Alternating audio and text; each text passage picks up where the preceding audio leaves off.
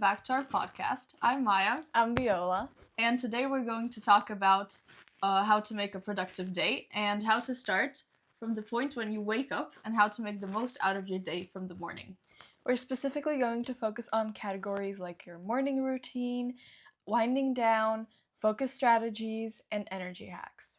So to start off, mornings are obviously the biggest part of your day if you want to have a productive day, because how you start your morning sets the tone for the entire day. Waking up late is going to probably just set you up for rotting in bed, scrolling on your phone, being lazy to get up, make yourself breakfast, and get to work. So if you rather just wake up earlier, make the time for yourself in the morning to get yourself ready for the day, to set the good vibes for the day, to really prepare yourself for what is coming, is going to make you far more productive than just waking up later and rushing the entire day. Yes, and I would definitely recommend to start thinking about your morning and your whole morning routine the night before. So you have a fresh and ready mindset for the morning, and you just know what you're going to do. You're just ready to start the day fresh and amazing. Now we're going to break you down a perfect step-by-step morning routine that's going to keep you productive and build you a productive mindset for your upcoming day. The first tip that we would give you is when you're waking up, don't snooze your alarm, because this has happened to me so many times. I just wake up, I turn off the alarm, and then I'm like, okay, I'm gonna just, close my eyes for 2 minutes. No, I never close my eyes for 2 minutes. I usually sleep for like 10 other minutes, and this is so bad for us.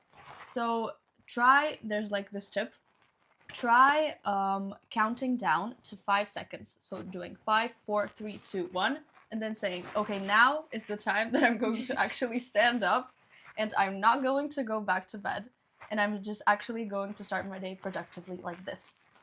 Pro tip, this actually works for any task you're putting off and procrastinating. So, I don't know, if you don't want to start writing your essay, just say 5, 4, 3, 2, 1 and get to the writing. Once you wake up, it is very important to rehydrate your body because it hasn't had any water for at least 8 hours.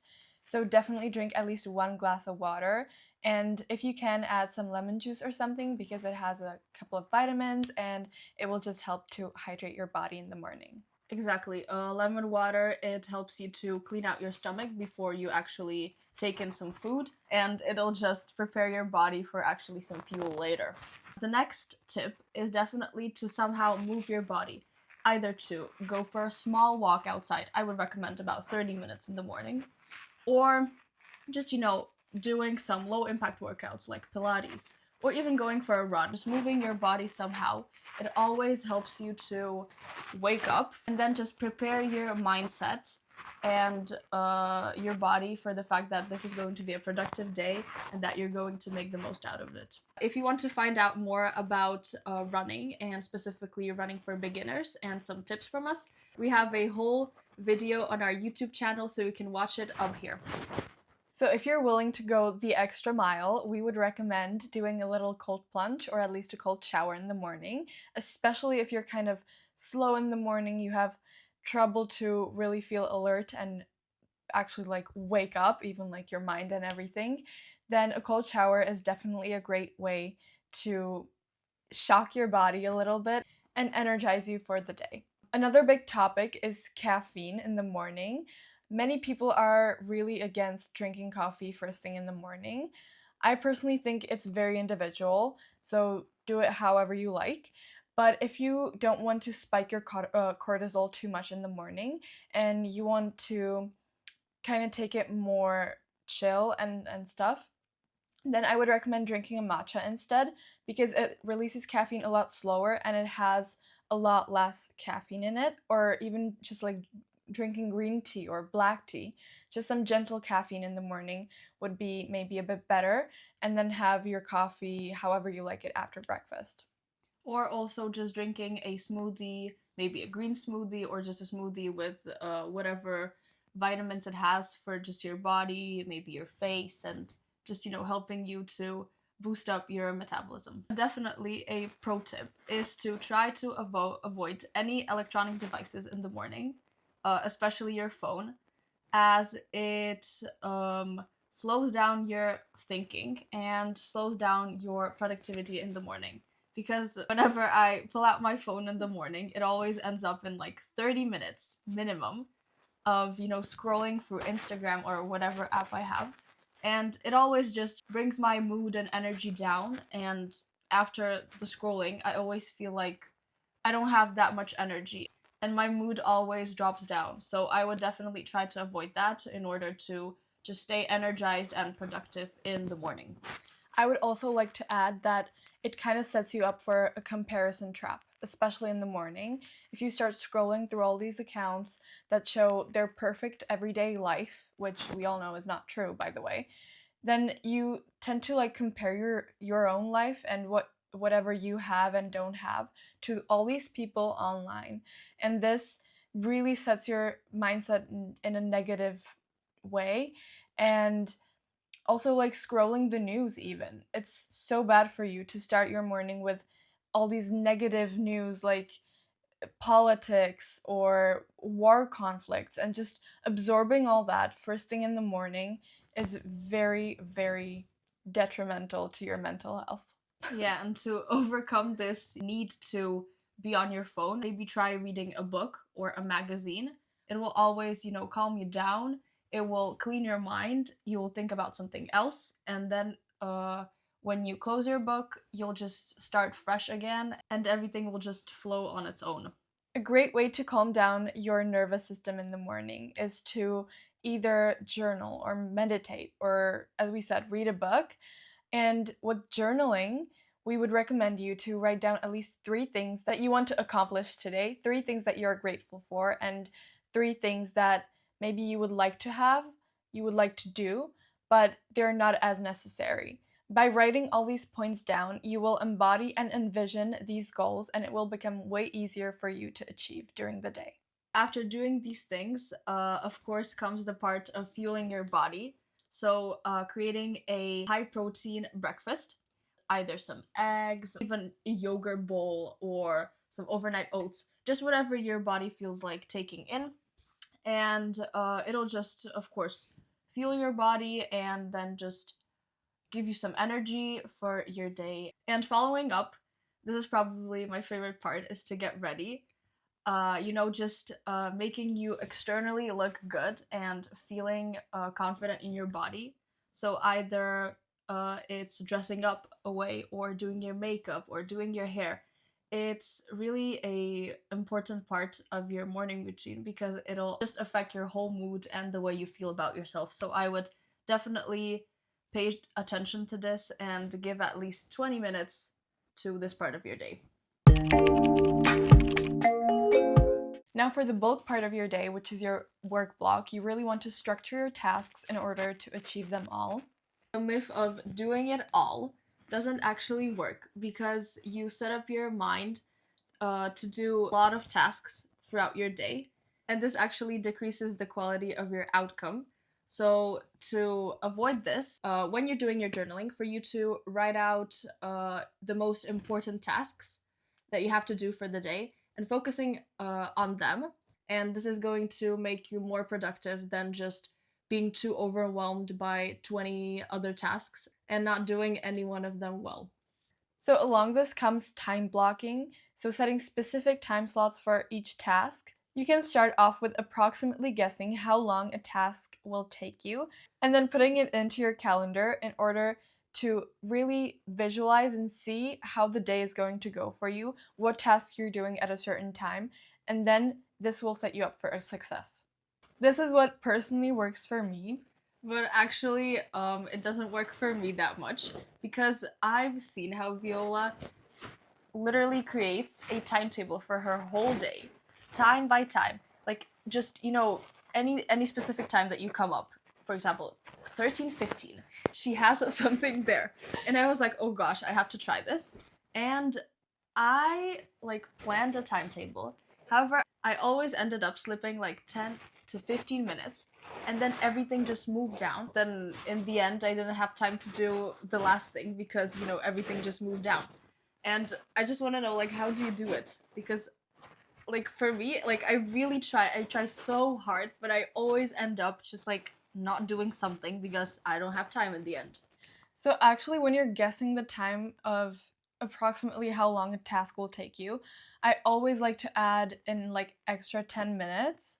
And I might not use them in the end, but adding this into the timetable really ensures that I don't slip and that in the end, at the end of the day, the last task still gets to fit in. So to stay focused, you have to avoid distractions, and specifically distractions like your phone and the social media you have on them. So I would recommend, when you're studying, turn your phone off, like totally turn it off.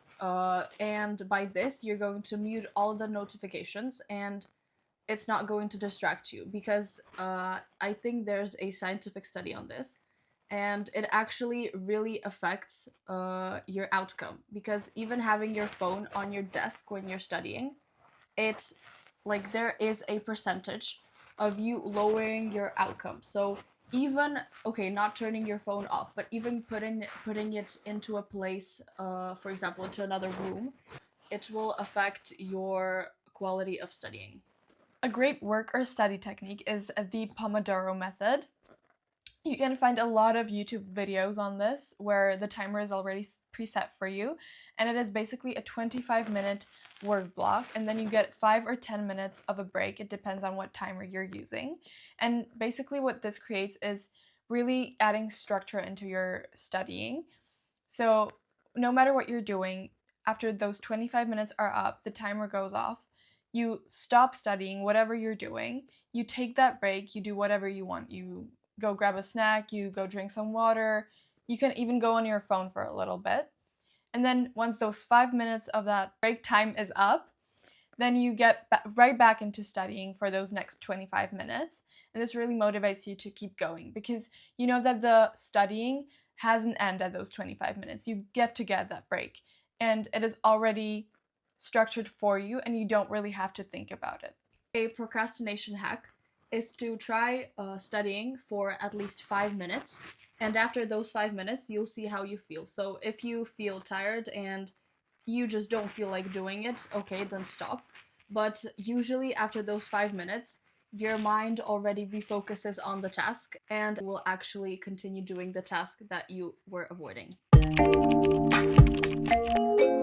Basically, to sum up, as we said, to be productive, it is not just about working and pushing hard and just giving your 100% the whole time block of like, I don't know, 8 hours or whatever your work block is.